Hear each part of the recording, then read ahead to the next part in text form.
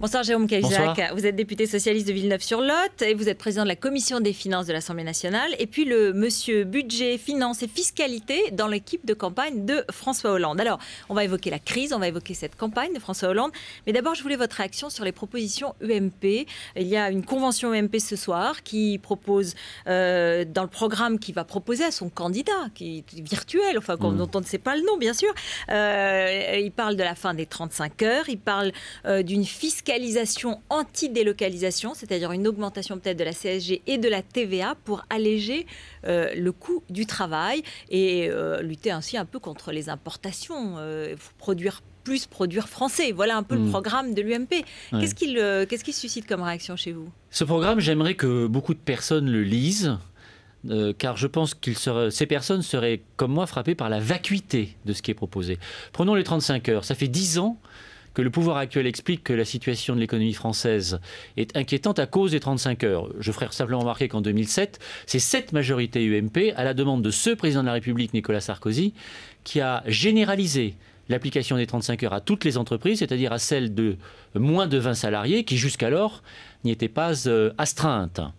Quand vous lisez ce qu'il propose, au 4e paragraphe, il est dit que la durée légale du travail restera à 35 heures, et au dernier paragraphe, il est dit que les partenaires sociaux négocieront la durée du travail. Pour vous, il n'y a rien dedans. Il n'y a rien, il n'y a aucun changement. Il y a deux informations contradictoires. La première, la durée légale reste à 35 heures, et la deuxième, les partenaires sociaux négocieront la durée du travail. Il faudra que l'UMP, c'est-à-dire Nicolas Sarkozy, dise clairement ce qu'est son choix et qu'il sorte du flou. Ou bien c'est la durée légale et c'est 35 heures, et donc ils arrêtent d'en parler. Ou bien ils décident que la durée légale, ce n'est plus les 35 heures, on renvoie ça aux partenaires sociaux, mais il ne faut pas affirmer le contraire. Alors, on parlera du flou aussi du côté de François Hollande dans un instant. Mais on va continuer sur juste un mot sur le transfert sur la TVA et la CSG de la charge du travail, ce qu'ils appellent, ce que l'UMP appelle la fiscalisation anti-délocalisation. Il nous annonce... C'est une bonne idée ou pas? Parce que Manuel Valls, par exemple, pendant la campagne, Emmanuel Valls qui soutient François Hollande, il était pour cette fameuse TVA. Alors, il l'appelait TVA sociale, TVA anti-délocalisation.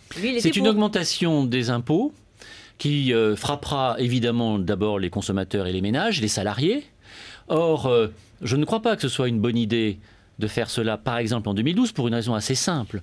La consommation des ménages assure pour 60% la croissance économique du pays. L'année prochaine, les ménages vont déjà payer plus de 2 milliards de taxes sur les mutuelles. Les ménages vont déjà avoir une augmentation de 600 millions d'euros de CSG. Les ménages vont déjà avoir l'augmentation de la TVA, qui est passée de 5,5 à 7%. C'est le deuxième plan de rigueur. Mais il n'y aura pas d'avantage, il n'y aurait aucun avantage. Et donc, prévoir une augmentation supplémentaire de TVA, une augmentation de CSG, c'est évidemment prendre le risque de casser la consommation des ménages et de compromettre la croissance économique du pays. C'est donc pas une bonne idée du tout, d'autant que on se moque un peu du monde quand et l'UMP et le MEDEF tentent de faire croire qu'en augmentant la TVA de 3 points, de 4 points, on parviendrait à rendre les entreprises compétitives avec, par exemple, les entreprises chinoises ou coréennes. Mais déjà qu'elles soient au même niveau de compétitivité que les Allemandes. Mais c'est le cas. Mais c'est le cas. Mais il n'y en a pas assez. Alors, attendez, il n'y a pas assez de produits français à l'exportation. La compétitivité de l'industrie française par rapport, par exemple, à l'industrie manufacturière allemande n'est pas un problème de compétitivité coût. C'est pas un problème de coût de main-d'œuvre par rapport à l'industrie allemande. C'est un problème de gamme, c'est un problème de spécialisation, c'est un problème de qualité, c'est un problème d'organisation pour l'exportation. Là où les Allemands ont une structure pour aider les entreprises à exporter, nous en avons 6, 7, 8. Récemment, j'ai reçu le dirigeant d'une entreprise de taille intermédiaire qui m'expliquait qu'à Atlanta, où il avait souhaité exporter, il avait 8 interlocuteurs différents pour l'aider à exporter. C'est évidemment 7 de trop. Un suffirait dès lors qu'il ferait bien son travail. Alors, il vous l'expliquerait tout ça à Manuel Valls qui soutient François Hollande, comme je le disais. Non, Manuel Valls a longtemps cru qu'on pouvait augmenter la TVA comme compensation d'une baisse du coût du travail. Depuis, il a parfaitement compris qu'il faudrait augmenter la TVA dans des proportions insupportables pour l'économie pour rendre nos entreprises compétitives, par exemple avec les entreprises asiatiques. Alors la crise est là.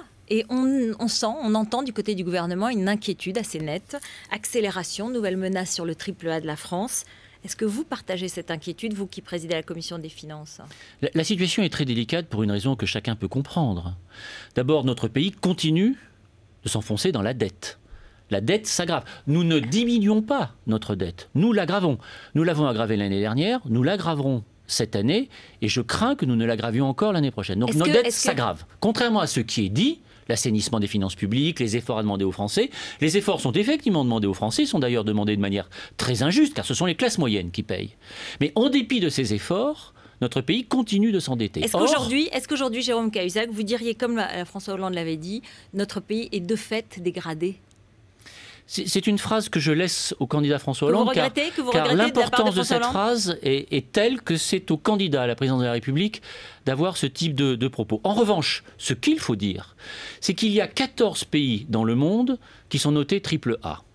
Parmi ces 14 pays, il y a la France, mais dans ces 14 pays, c'est la France qui aujourd'hui bénéficie de la confiance, je dirais, la plus faible des marchés parmi ces 14 meilleurs élèves de la classe économique mondiale. On est le moins bon des meilleurs élèves. J'ajoute que quand vous regardez à quel taux nous nous refinançons, bien sûr, nous payons notre refinancement pratiquement 2 fois plus cher que ne le payent les Allemands. Mais surtout, quand nous regardons ce que payent les autres pays, nous payons plus cher que le Mexique. Et la semaine dernière, nous avons payé autant que la Colombie.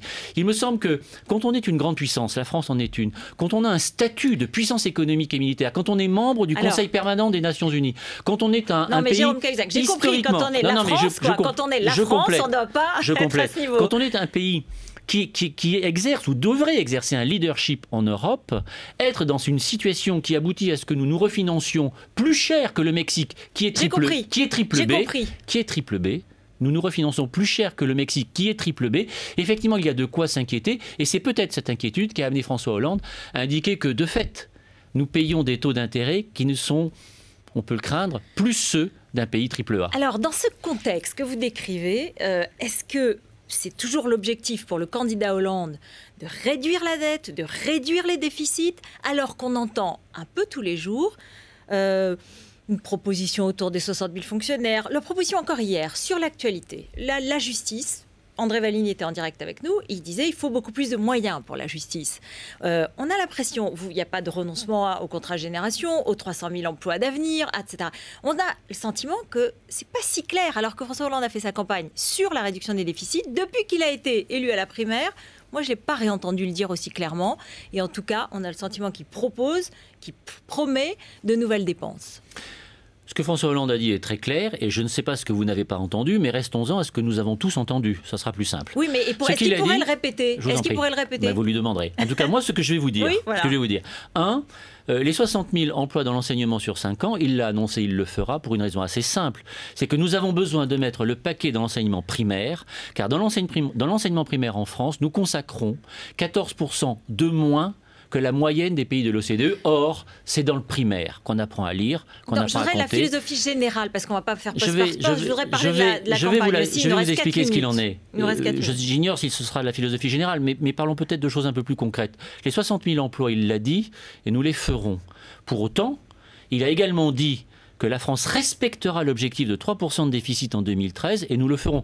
Peut-être avez-vous remarqué d'ailleurs que la situation, en 2017. La situation du pays aujourd'hui est telle que la Commission estime, à Bruxelles, estime que, toutes choses égales par ailleurs, ce n'est pas 3% que nous aurons en 2013, mais 5%. La politique actuelle est un échec.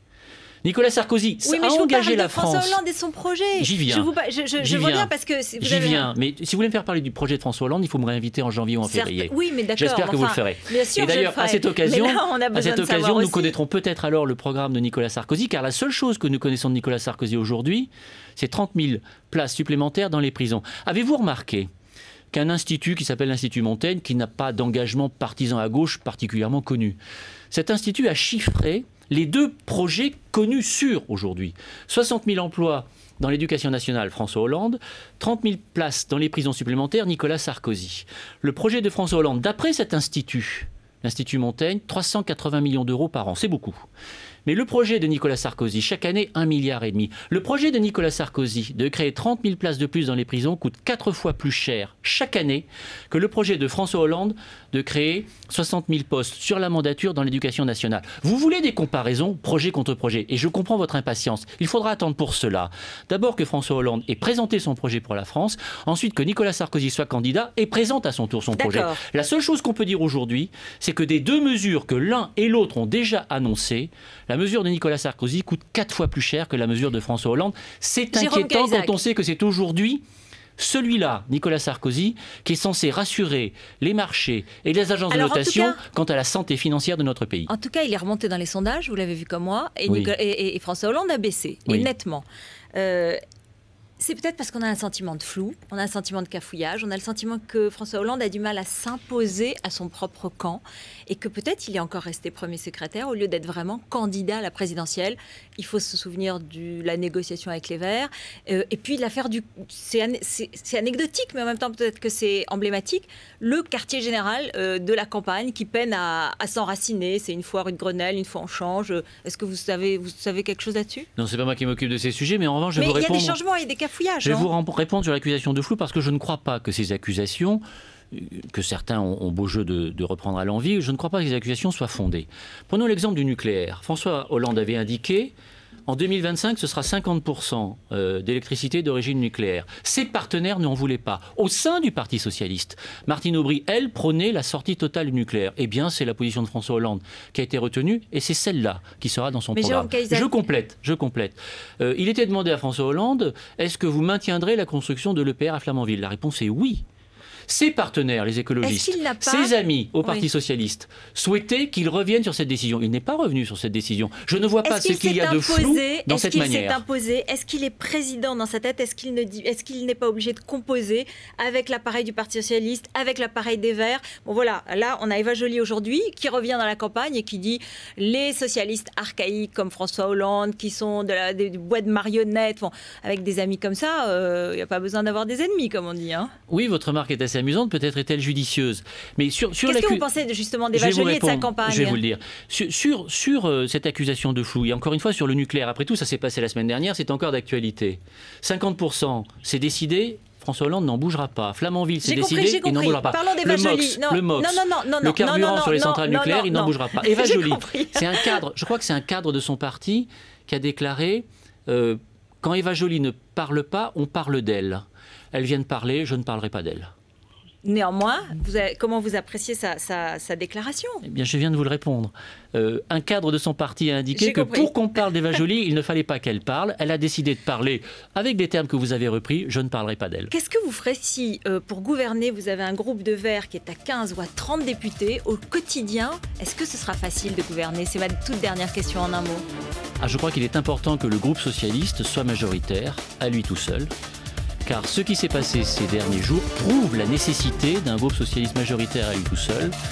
Et ça prouve aussi d'ailleurs que c'est dès le premier tour qu'il faudra voter François Hollande pour ne prendre rigoureusement aucun risque en la matière. Précisément pour éviter tout risque de flou ou de détermination insuffisante. Car la situation du pays est telle qu'il faudra un président de la République ayant les moyens de son programme. Et un programme qui, croyez-le bien, ne sera pas flou et en tout cas certainement plus précis que ce que l'UMP vient de vous sortir aujourd'hui. Merci Jérôme Cahuzac. Tout de suite le journal de Thomas Misraki et ensuite notre débat entre Malek Bouti et Bernard Debré. À tout de suite.